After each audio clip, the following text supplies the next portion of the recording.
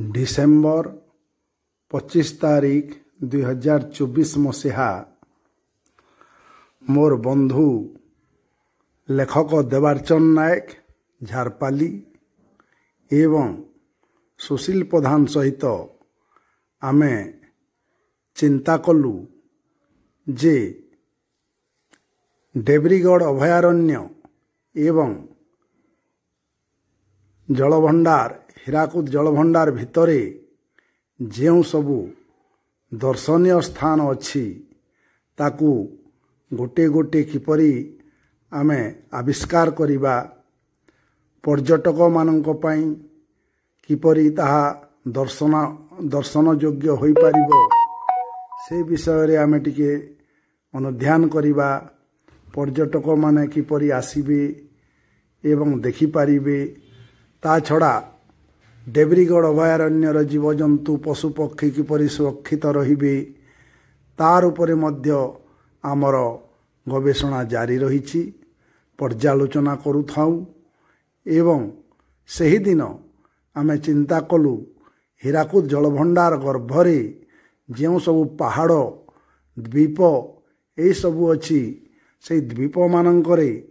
किपरि ताहार उन्नतीकरण करा जिवो एवं पर्यटक माने आसी किपरि सेई जलचर जीव मानकु देखि पारिबे सेई उपरे अनुध्यान करिबा पई आमर गोटे योजना थिला। जहा भी हौ आमे जेउ दिनरु जानू जे हीराकुद जलभंडार मध्यरे जेउ सबु मंदिर अच्छी दिने जहा गाँ थिला 1957 मसीहारे जेतेबेले वास्तुहरा होई 27,000 रु ऊर्ध्व परिवार चिरदिन पई जन्म माटीर मोह त्याग करी चली गले किए बिहार किए छत्तीसगढ़ किए निजर बंधु बांधव निज निज इलाका को रोरुद्यमान अवस्थारे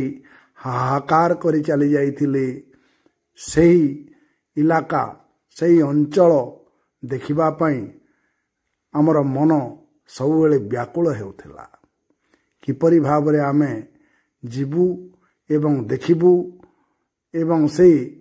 जलभंडार मध्यरे कौन कौन संभावना रहिछि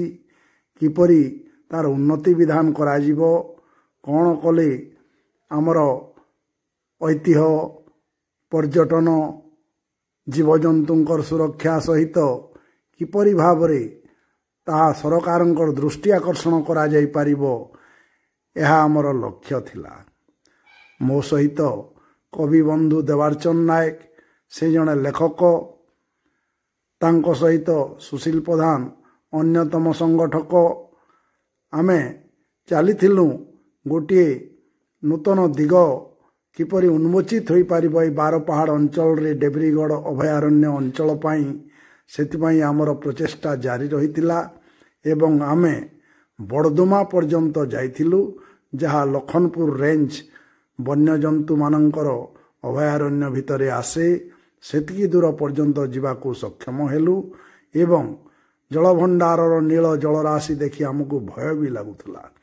शीतुआ पवन बहुथाए पक्षी माने उड़ुथांती एई सब दृश्य आमको बहुत आमोदित करुथाए जलभंडार स्वच्छ नील जलराशि सेतेबेले तरंग जेतेबेले नौकारे बाजुथाए से समय रे आमको भय भी लागुथाए जहा भी हो दल दल पक्षी आकाश रे उड़ुथवार देखी आमे बहुत खुशी होई थाउ आम सहित जेउ माने थिले सेमाने मध्य से सौंदर्य उपभोग करिबारु वंचित हेले नाही सेमाने मध्य जानिले देखिले जे जलभंडार गर्भरे हीराकुद जलभंडार भितरे एते सुंदर सुंदर मनोरम स्थान रहिछि जहाँकि सरकारंकर दृष्टि को आसी पारु नाही एवं पर्यटक माने किपरि से स्थान को जाई पारिबे देखि पारिबे से विषय रे चिंता करा जिबा एक